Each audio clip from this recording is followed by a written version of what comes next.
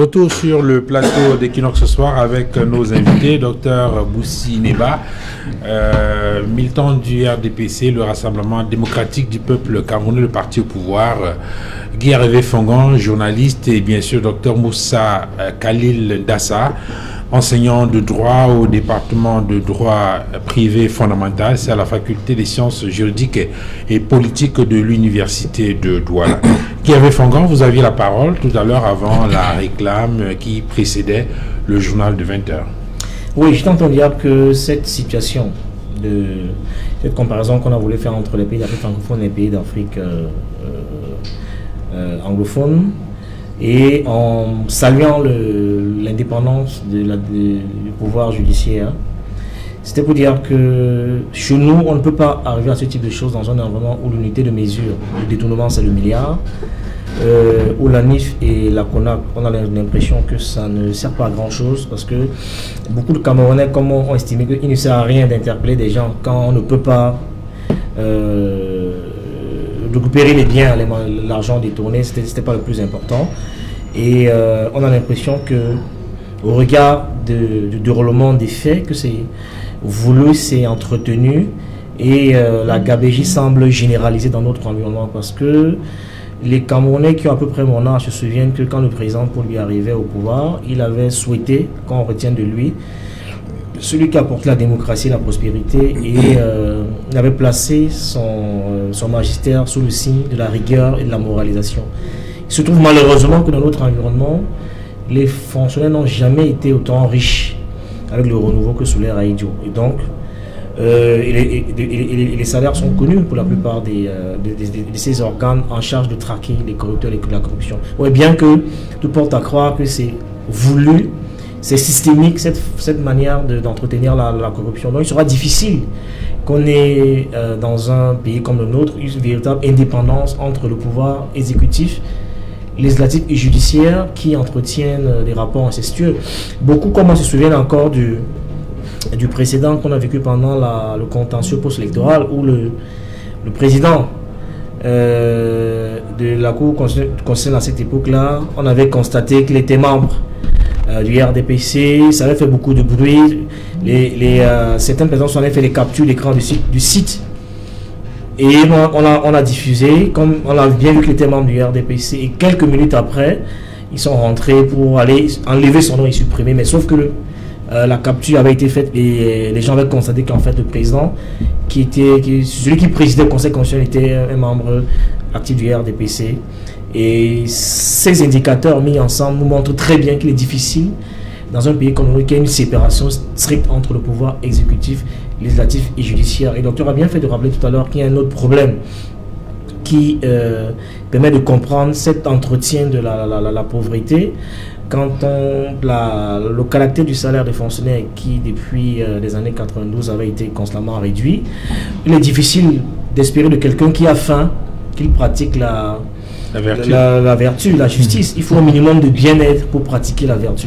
Donc ce misérabilisme, cette clochardisation qui est entretenue et voulue par les pouvoirs publics n'est pas de nature et à permettre aux magistrats d'exercer leur métier de manière sereine. Il faut le dire, tous ne sont pas corrompus. Dans tous les métiers, il y a des brebis galeuses. Mais sauf que la pauvreté et le misérabilisme dans lequel on les entretient ne les permet pas d'exercer leur fonction de manière sereine, parce que quoi qu'on dise, il faut quand même un petit minimum de bien-être pour pratiquer la vertu. Et ce minimum-là, très souvent, ils ne l'ont pas au regard des salaires qui sont appliqués. Docteur Boussi Neba, c'est un véritable réquisitoire contre le RDPC. Vous avez écouté Guy Hervé Fongan qui indique que c'est une pratique qui est entretenue volontairement par le parti au pouvoir pour justement se maintenir au pouvoir. I want to say that if people are maintaining power, it's through elections. It's through elections. An election also can be seen as a democratic process, and people can only take power through elections. And we are still in a democracy that is still young and maturing. And in a democracy that is still young and maturing, it signifies that all Cameroonians, especially the youths, as President Paul Biya said in his speech sometimes back that the youth should be involved in politics. And I think that if the youths are involved in politics, they can also take part in the decision-making process as governance is concerned. We are talking about a system. Oui, mais sauf que quand il le dit, au moins maintenant de faire les investitures, où il faut effectivement intégrer ces jeunes dans les listes, le sentiment qu'on a, c'est que ils n'ont pas la possibilité de faire face aux caïds, aux apparatchiks du système. Et quand bien même ils réussissent à rentrer dans les listes au moment de faire les élections pour désigner les exécutifs municipaux, pour nous prendre cet exemple-là, ça fait beaucoup de bruit.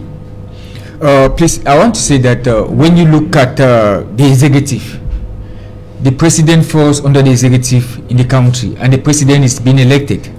And when we look at the democratic process in the country, we have the other arms of government, the legislature that is there to make the laws of the country. And we are looking at the democratic process. Let's look, for instance, we have different opposition parties in this country. We have the CRM party, and we are talking of a democratic process that should be maturing, and opposition parties divide and do not go for elections, especially in parliament. They run away, they shy away because of electoral. They are talking about electoral laws that are good, that should be modified, which is good, but you shy away from elections and you keep on blaming the system. And how do you want change? How do you want change? It's part of the subject, because we are talking about democracy. Look at what happened in South Africa. We talk about Zuma. The issue of Zuma has been tracked because the opposition there, they don't sleep. They don't sleep. They're wholly accountable. Donc pour vous ici, il faut magnifier la puissance de l'opposition et non la puissance des institutions. No, Mr. Dufa, you are trying to bring a conflict in my mind, which I understand what you're saying. No. What we are saying here is that the president, you cannot blame everything on Mr. Biya. Okay. Mr. Biya has created our structures. But the truth is that our structures now, we need those stronger institutions. Okay. Our institutions have to be strong and independent. And if we have strong institutions, the level of corruption will reduce. Because we have seen that we have EPVA, we have all those things, CONAC and so on, they are tracking. There are people who are in prison today because they have embezzled state funds. And I think that people are still embezzling. President Paul Biya came to power and talked about rigor and moralization. And I asked myself, when you steal state funds and that child in that village has no food to eat, what are you doing to build a nation? It takes our personal conscience.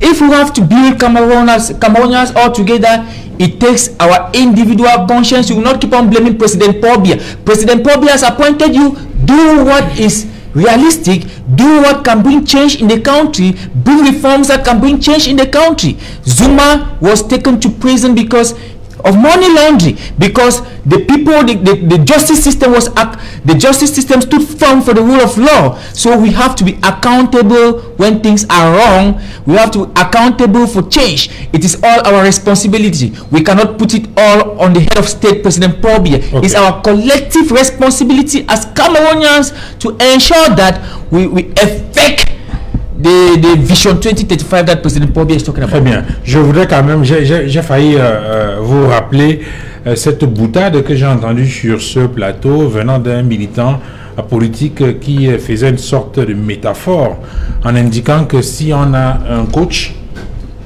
qui dirige une équipe et qui a dans un match une équipe avec des joueurs qui marquent contre leur camp et que le coach continue à garder les mêmes joueurs sur le stade, et pendant tous les autres matchs, il faut bien s'interroger où se trouve le problème. Si c'est du côté des joueurs ou du côté du coach. Alors, docteur Dassa, pour sortir de ce sujet en rapport avec l'Afrique du Sud, Guy Fangan insiste et rappelle que la nécessité, le fait d'avoir des institutions fortes, d'avoir un pouvoir judiciaire indépendant, garantit l'état de droit et peut être également un important levier de développement. Oui, absolument, c'est un levier de développement et c'est aussi un indicateur même pour les investisseurs. Vous ne verrez aucun investisseur aller engager, n'est-ce pas, toute sa fortune, n'est-ce pas, dans un environnement qui est essentiellement corrompu. Donc, il faut comprendre qu'il y a des enjeux même qui vont au-delà même du simple aspect, n'est-ce pas, national. Il y a beaucoup d'investisseurs qui tiennent, qui accordent beaucoup, n'est-ce pas, d'importance, qui accordent la surbrillance même à la qualité même de la justice dans un pays avant de s'y engager. Et je voulais rappeler quelque chose que très souvent, lorsqu'on parle de la magistrature ou bien l'indépendance de la justice a pour maillon essentiel la magistrature. Et dans la magistrature, il y a la magistrature debout et la magistrature assise. La magistrature debout est incarnée par le ministère public, qui est statutairement dépendant même de l'exécutif. C'est même consacré par les textes, parce qu'on parle du principe de la subordination hiérarchique. Et quand on parle du ministère public, c'est incarné par qui? Par le procureur de la République. Le procureur de la République, d'une juridiction d'instance, est soumis ou bien est subordonné à l'autorité en quelque sorte du procureur général, n'est-ce pas, de la Cour d'appel, qui lui est subordonné aux ordres, au ministère de la Justice. Là, c'est statutaire. Donc, ils sont en quelque sorte enserrés, n'est-ce pas, dans une camisole. Et là, c'est prévu par les statuts. Alors qu'il y a également la magistrature assise qui est incarnée par les juges. Et ceux-là, ils statuent, c'est à eux qu'on reconnaît une plus ou moins indépendance. Et à cette indépendance, il y a un autre aspect qu'il faut relever. Il ne faut pas confondre l'indépendance de la justice et l'impartialité, n'est-ce pas, des juges. L'impartialité renvoie à ce que les Anglais appellent l'absence, n'est-ce pas, de bias, de parti pris. Donc il faudrait que celui qui rend une décision n'ait aucun parti pris, même si en même temps on peut présumer, n'est-ce pas, qu'il y a un parti pris. Et il y a une voie, n'est-ce pas, de sortie qui est prévue dans tous les systèmes. C'est ce qu'on appelle la récusation. Lorsque vous avez le sentiment que votre contradicteur présente soit des liens de connexion, ou bien des liens de suspicion, vous pouvez le récuser. Voilà, vous pouvez le récuser. Ou alors, voilà, donc ce sont des pratiques qui garantissent en cas, ou bien qui nous prémunissent, n'est-ce pas, contre l'arbitraire, n'est-ce pas, dans lequel on pourrait verser. Messieurs, on va évoquer le sujet en débrief. En tout cas, c'est l'un des reportages que nous avons regardé dans l'édition de 20h, Guy Hervé Fongan. Ces populations dans certains quartiers de Douala qui perdent le sommeil à l'annonce de la saison des pluies. Moi, ce que je trouve gênant et même indécent dans cette affaire, c'est que chaque année, à la même période, on reparle exactement des mêmes scènes. Et c'est un peu embêtant et c'est très inconfortable. Je pense que j'ai suivi il y a quelques jours, il y a une sorte de théâtralisation avec laquelle le maire de la ville a tenté de déguerpir ceux qui occupaient les voies publiques pour se débrouiller et pouvoir inventer le quotidien pour survivre. C'est pour, si vous faites allusion à l'opération restaurer le trottoir aux piétons. Absolument. Moi, j'ai observé ça quelque temps. Je pense que on devrait aussi être capable d'hiérarchiser les priorités. Parce que chaque année, à la même période, on se plaint des inondations. Si vous prenez Douala 1, 2, 3, 4, il n'y a aucun arrondissement qui est épargné. J'ai dit, mais aucun. Parce que le mec qui vit à Nieu-Bel n'a rien envie à celui qui est à Bonapouzo. C'est parce que vous allez à Bonapouzo, au niveau de la chiffrerie, quand il pleut, c'est quasiment impraticable. Je veux dire que les voitures sont noyées, les moteurs sont noyés. C'est vrai pour celui qui est à Bonabiri, c'est vrai pour celui qui est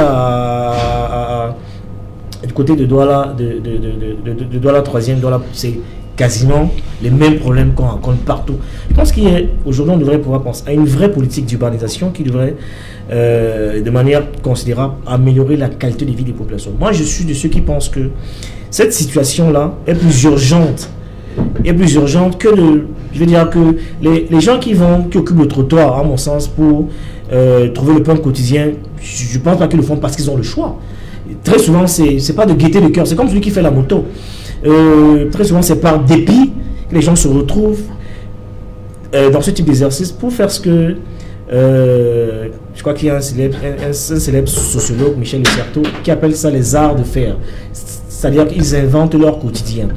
Un vrai travail de mise, de construction des drains, d'aménagement, de circulation des eaux usées, etc., serait plus utile dans la qualité de vie, pour la qualité de vie des populations que d'empêcher les gens qui se débrouillent au bord des trottoirs. Aujourd'hui, on n'a pas l'impression que ce travail a été pris à bras le corps par les pouvoirs publics, par ceux qui dirigent la ville, parce que chaque année à la même période, on a les mêmes problèmes et on reviendra l'année prochaine ici, on parlera toujours des inondations, alors qu'on a beaucoup d'expertise qui aurait permis à ce qu'au moins qu'on puisse contourner ça et ne pas, j'allais dire, offrir un spectacle, cette détermination de vouloir redonner le trottoir aux piétons alors qu'il y a plus urgent et plus important pour la qualité de vie des populations. Docteur Boussi-Neba, là il évoque la question des priorités. L'échelle des priorités dans les politiques publiques. Il a évoqué le cas de ces populations, de ces commerçants qui occupent les emprises publiques et qui ont été dégagés par le maire de la ville, alors qu'il y a, de son point de vue, des questions qui sont prioritaires comme les aménagements qui devraient permettre d'éviter les inondations. Pour vous, où se trouve exactement la difficulté? Je rappelle qu'il y a eu quelques années ici, il y a eu de graves inondations à Douala, notamment dans la partie, notamment à Douala 5e. On a vu un balai de ministres venus de Yaoundé annoncer un certain nombre de choses à faire. Aujourd'hui, on n'a pas le sentiment qu'on ait véritablement réglé la question, au point où les populations recommencent à stresser à l'annonce de la saison des pluies. Où se trouve le problème finalement? The thing is that you are talking about restructure our town, the Douala town. And I think that the town, when you look at the town of Douala, it needs some kind of restructuring. And structural adjustment is always good in every governance system, and I think that is very important.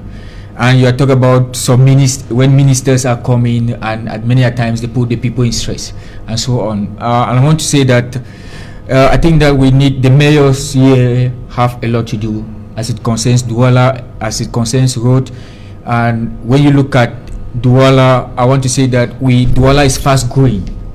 And if it's fast growing, I think that urbanization is that we have to look for new strategies as town planning and housing is concerned for the betterment of the common man, because I've seen situations here even in Douala where they have poor drainage systems and so on.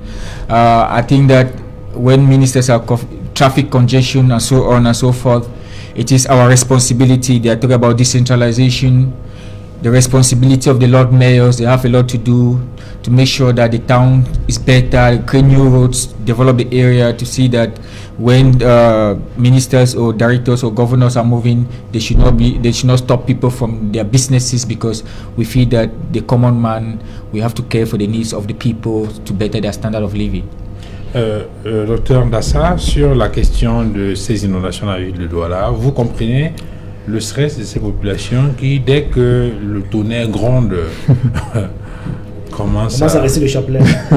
Oui, absolument, il y a un véritable problème de gestion des eaux pluviales à Douala. Il faut tenir compte du relief particulier du Douala. Il faut tenir compte du fait que Douala est pratiquement couvert d'eau. La ville a été drainée pratiquement à 80%. Et il faut savoir que chasser le naturel, il reviendra toujours au galop. Il y a des solutions qui sont prises, des solutions que je pourrais qualifier de solutions cosmétiques visant à réduire l'inondation, mais je suis à peu près sûr, sans toutefois lire dans une boule de cristal, que le pire même, on n'a même pas encore assisté au pire. Il n'y a aucune zone qui est épargnée à Douala. Avant, on avait le sentiment que c'est lorsqu'on vivait soit à Missoké, soit à Bonapriso ou autre, qu'on était plus exposé. Et il y a une occupation anarchique dans la ville, n'est-ce pas, de Douala. L'urbanisation est galopante et l'occupation est anarchique. On a pensé qu'avec la construction, n'est-ce pas, des drains, ça serait un début, n'est-ce pas, de solution. C'est pas mauvais, mais il me semble qu'il faudrait même commencer à élargir les drains. Et il y a également un problème de sensibilisation, n'est-ce pas, des populations. Vous voyez, à tout bout de champ, on verse, n'est-ce pas, des ordures. Il y a des bouteilles partout qui contribuent à boucher, n'est-ce pas, le passage, n'est-ce pas, des drains. Il faut le passage des zones. Il faudrait penser à l'élargissement, n'est-ce pas, des drains. Il faudrait penser également à la construction, n'est-ce pas, des bassins de rétention. Quand on parle de bassins de rétention, ça suppose quoi? Ça suppose, n'est-ce pas, la création des espèces de lacs artificiels pour favoriser ce qu'on appelle techniquement le laminage des crues. C'est-à-dire pour permettre, lorsqu'il y a crue, qu'on puisse facilement évacuer de l'eau. Parce que chaque jour vous vous souvenez certainement du déluge, n'est-ce pas? Je crois que c'est du 21 août 2020. Je suis à peu près sûr que s'il pleut à Douala de façon discontinue pendant 3 ou 4 jours, la ville serait complètement recouverte. Donc Douala est carrément une espèce de volcan qui est complètement endormi. Donc il faut prendre des mesures, pas des mesures cosmétiques, il faudrait qu'on associe tout le monde à la table pour prendre des mesures. Parce que ce n'est pas le seul travail, n'est-ce pas, du délégué du gouvernement. Voilà. Il faudrait pas. Qu'on hiérarchise des priorités. Bon, en termes d'hiérarchisation de priorités, il me semble que ça devrait même passer avant. Voilà. Donc je crois que c'est un problème sérieux, la gestion des eaux pluviales à Douala. Est-ce que le problème ne serait pas au niveau des moyens financiers qu'il faut mobiliser pour faire face à cette question? Parce qu'il faut se rappeler que lors d'une visite de l'ancien délégué du gouvernement auprès de la communauté urbaine de Douala, avant la venue, avant l'avènement, si vous voulez, des mairies de ville, Lorton Tonnet indiquait effectivement qu'il y a un certain nombre de difficultés liées au financement d'un certain nombre de projets. C'est peut-être pour ça qu'il a visé les caisses avant de partir. Bon, bref. Disons que c'est un problème de volonté politique et de moyens. Parce que la vérité, il y a toute une littérature grise abondante sur la question, sur le sujet, qui propose de manière concrète des recettes prêtes à l'emploi. Qui nous démontrent à suffisance comment est-ce qu'on peut régler le problème des inondations dans la ville de Douala. Et je crois que c'est une absence davantage à la fois de vision et de volonté politique. Le relief de Douala est connu de tous. Ça, on le sait, on le découvre pas au mois de juin. On le sait depuis. On a de novembre, on a même de septembre, tout le temps jusqu'en juin pour commencer à anticiper, écrire les conditions et les aménagements pour permettre aux gens d'avoir une vie relativement décente. On ne peut pas chaque année découvrir. Il parlait tout à l'heure du 21 août. Moi, je me souviens du 21 août. Vraiment, c'est une date un peu triste pour moi parce que je me souviens que j'organisais un événement triste. Beaucoup de gens n'ont pas pu partir de ce jour de Douala pour Banga. C'est quoi? C'est le jour où je faisais la fameuse levée de corps en Banga. Plusieurs personnes n'ont pas pu se déplacer parce que Douala était impraticable. C'est le jour où je faisais la levée de corps de ma mère. Plein de gens ont été bloqués jusqu'à 13h. Et quand ils arrivaient en Banga, la levée de corps était passée quasiment dans l'après-midi. Pour dire qu'en fait c'était un problème, c'était impraticable. Personne n'a pu sortir de Douala ce jour-là. C'était un jour que c'est une pluie que je ne peux pas oublier parce que ça me rappelle des choses particulières. Pour dire qu'à la vérité, c'est plus un problème de volonté politique qu'autre chose parce qu'il y a toutes les recettes prêtes à l'emploi qui permettra ce que le relève de Douala, on ne le couvre pas en août, mais si les fonds mobilisés sont utilisés à bon escient et qu'on hiérarchise les priorités, il serait facile d'améliorer la qualité de vie des populations. Et ça me semble plus utile que de déguerpir aussi sauvagement des gens sur le trottoir qui ne demandent qu'à survivre et à trouver le plan quotidien. Docteur aussi en disant, lorsque Guy Fongan indique que c'est une question de volonté politique, le ADPC est interpellé. Il y a aussi the head of state. You look at the Wuri Bridge. He made effort, and the second bridge was constructed. And they have given powers now to the people. It is now the responsibility of the regional council here, and the mayors, and the city mayors. It's their responsibility. Douala is an economic capital with a lot of companies, with a lot of international companies and national companies, and I think that when Douala breathes, the economy of Cameroon is breathing. So it is our responsibility. All stakeholders have to, their funds, they have to manage the funds very well to make sure that we create a lot of roads and embankments. Douala, first of all, we have to understand. Ça veut dire que vous reconnaissez implicitement qu'il y a un problème au niveau de la gestion des fonds. They know the problem. And the problem is just to manage the funds well now, so that we can build our country. And looking at Douala, first of all, it's a coastal environment. Many times when you watch the TV, you see people, their houses being flooded, flood water everywhere. The little properties they have, they start moving from one place to another, and the stress is problematic. Mais vous avez indiqué tout à l'heure, à l'entendre vos propos, vous avez insisté sur le fait que le chef de l'État a personnellement pris en main la question de la construction du deuxième pont sur le Vouri. Oui. Est-ce que cette question-là aussi, le président ne peut pas la prendre à bras le corps comme ça a été le cas avec... parce qu'il s'agit quand même de la vie des populations, il s'agit de la sécurité. Et on sait que l'une des missions régaliennes de l'État, c'est la protection, c'est la sécurité des personnes et des biens. Et cela est incarné, bien sûr, par le chef d'État. Vraiment, vraiment, c'est la sécurité. The security of the people is very important. The health of the people is very important. And I think that the president has given power. That's what I'm saying.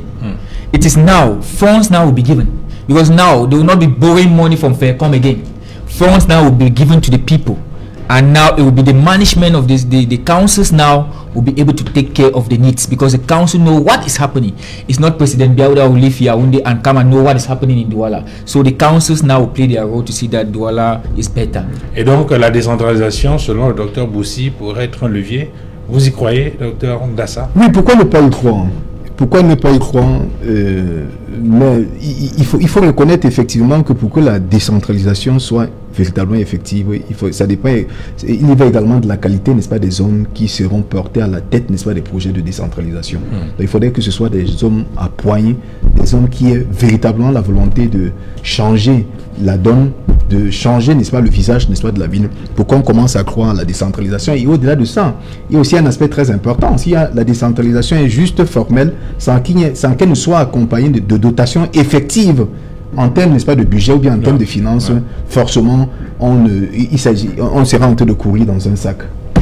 Messieurs, on va s'arrêter là pour ce soir. Infiniment merci d'être venu sur ce plateau. Docteur Boussi Neba, merci d'être venu sur le plateau d'Equinox Soir. Thank you, Mr. Moderator Dufa. I'm humbled to be here. I salute my colleagues here. I want to say that let's be Cameroon. I'm praying that in the days ahead, let President Paul Biya, we should call for another inclusive dialogue so that we can talk with the non-state actors, people in pain in the north and southwest, so that we can dialogue and sit face to face and look eyeball to eyeball and solve our problems and be Cameroon. Vous êtes militant du RDPC et membre de la communication du RDPC. Merci d'être venu sur ce plateau. Merci également à vous, Guy Fongan, d'être venu sur le plateau d'Equinox Soir. Merci Duval pour l'honneur et l'amitié. Une pensée pour les populations camerounaises qui subissent les inondations en ce moment. Je suis de ceux qui pensent que l'impossible recule quand on vient vers lui. Et la seule chose qu'on ne réussit pas dans la vie est celle qu'on n'a pas essayé. Il n'y a pas de problème sans solution. On peut trouver des solutions. Il faut qu'on les trouve et qu'on ait une volonté politique plus agissante. Merci également à vous d'être venu, docteur Dassa Khalil. Merci Duval, j'espère qu'il y aura une prochaine fois. Bien sûr qu'il y a de prochaine fois.